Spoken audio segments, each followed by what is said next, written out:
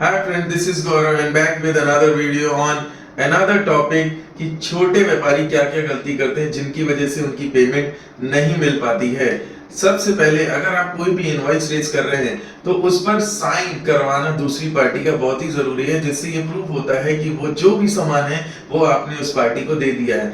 Some time क्या होता है, दूसरी पार्टी अगर आपको चेक देती है तो चेक में बैक साइड पे कहीं पे भी वो पर्पस जरूर लिखवा लीजिए कि वो पेमेंट आपको किस लिए दी जा रही है। छोटे व्यापारी ये गलती और करते हैं, वो बिजनेस तो करते हैं लेकिन कोई भी एग्रीमेंट जो जरूरी है वो साइन नहीं करते with the terms and conditions of कि क्या क्या कंडीशन होंगी और हम दोनों बिजनेस करेंगे, क्या पेमेंट टर्म्स होंगी, वो कुछ भी डिसाइड नहीं होता है, जिसकी वजह से भी उनकी पेमेंट फंस जाती है। इसके बाद क्या होता है, वो माल सप्लाई कर देते हैं, इनवॉइस भी दे देते हैं, लेकिन अपने पास कोई एक्नॉलेजमेंट नहीं लेते हैं। अगर आपके पास ना ही एग्रीमेंट है, ना ही इनवॉइस है, ना ही आपके पास कोई ऐसा डॉक्यूमेंट है जिससे प्रूव होता है कि आपने उसको माल सप्लाई किया है, तो एक छोटी सी पर्ची बना लीजिए, जिसको हमारी भाषा में पर्ची कहते हैं, उसको आप डॉक्यूमेंट भी बोल सकते हैं।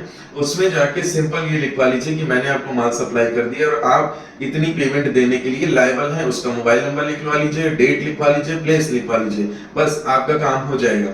इसके बाद आप कई बार क्या होता है, देखा गया है कि आपके पास जीएसटी होता है, आपने माल सप्लाई कर दिया, लेकिन क्या होता है कि माल सप्लाई करने के बाद अगर दूसरी पार्टी आपको पेमेंट नहीं करती है तो आप उसका जीएसटी का अमाउंट पे नहीं करते हैं, जिसकी वजह से अगर कोर्ट में केस जाता है तो वो कोर्ट में जो एविडेंस है वो एडमिसिबल नहीं होता है। तो मैं सलाह यही दूंगा कि अगर आपने कोई भी जीएसटी इनवॉइस रेज किया तो उसका जीएसटी अमाउंट जरूर पे करें। इसके बाद कई जगह देखा गया है कि मान लीजिए आप मीटिंग करके आते हैं, अब मीटिंग कहां पर हुई है उसको रिकॉर्ड में लाने के लिए आप क्या कर सकते हैं, एक ईमेल ड्राफ्ट कर सकते हैं, उसमें ये बता सकते हैं कि इस जगह मीटिंग हुई थी, इस जगह पे ये लोग थे, ये डेट थी, ये टर्म्स डिसाइड हुए थे, ये चीजें डिसाइड, और उसको मेल कर दीजिए सिंपल। उससे आपका एक रिकॉर्ड मेंटेन हो जाएगा कि मीटिंग यहाँ पर हुई थी।